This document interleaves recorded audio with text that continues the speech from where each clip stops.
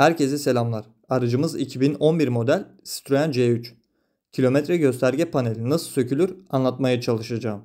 İlk defa videomu izleyenler için bilgilendirme yapmak istedim. Sadece önemli yerlerde konuşma yapıyorum. Anlatıma geçmeden önce kanala abone olarak bana destek olabilirsiniz. İlk olarak gösterdiğim 4 yerde çerçevemizin tırnakları bulunuyor. Tırnakları tek tek zarar vermeden yerinden çıkartıyoruz. Çıkartmak için trim sökme aparatı ile yapmanızda fayda var. Aksi takdirde çok dikkatli olmanız gerekiyor. Çerçeve kısmını çizebilirsiniz. Çerçeveyi çıkarttıktan sonra tırnakları gösteriyorum.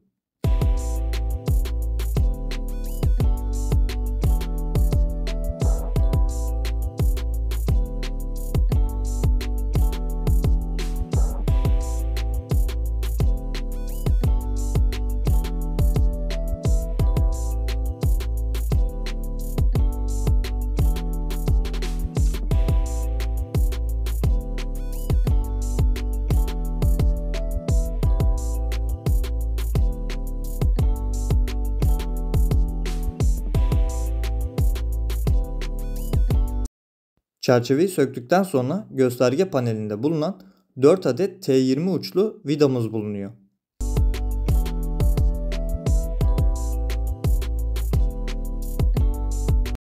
T20 uçlu Torx tornavidamız ile 4 adet vidamızı söküyoruz. Söktükten sonra vidanın düşmemesine dikkat edin.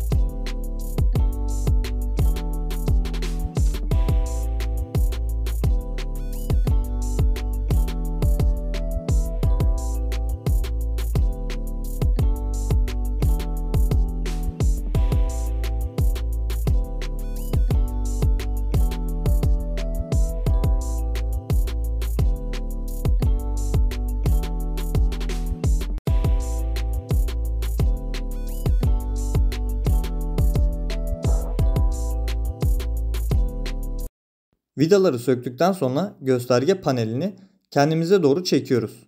Arka tarafında soket bulunuyor. Soket sol taraftadır. Soketi çıkartmak için tırnağa bastırıp soketin siyah kelepçesini aşağı indiriyoruz. Böylelikle soketimiz çıkacaktır.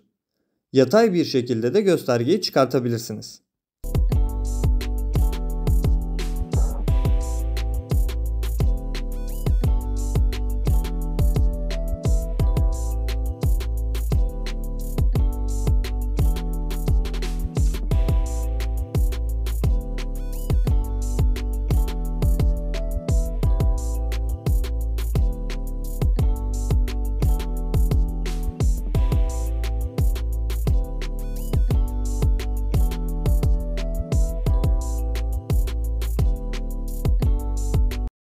Göstergeyi geri toplamadan önce cam kısmını silebilirsiniz.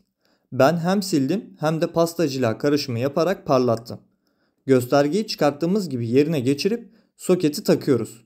Soketi takarken yerine oturtun, siyah kelepçeyi yukarı kaldırınca kendisini kilitleyecektir. Soket işlemi bittikten sonra göstergemizi yerine oturtalım. Vida deliklerini görüyorsanız tam oturmuş demektir.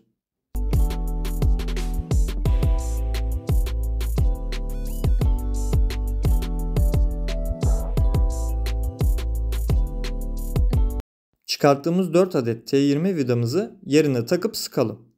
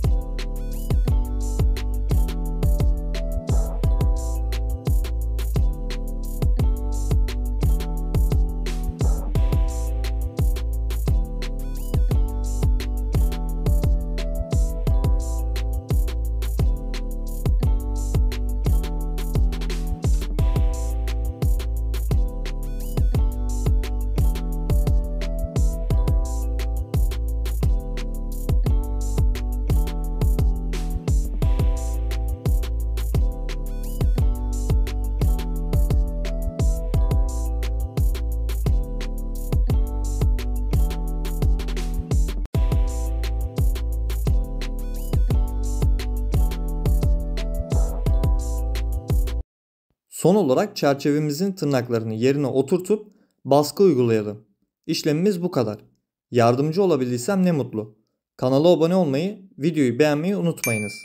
Başka araç ve videolarda görüşmek üzere. Kendinize iyi bakın.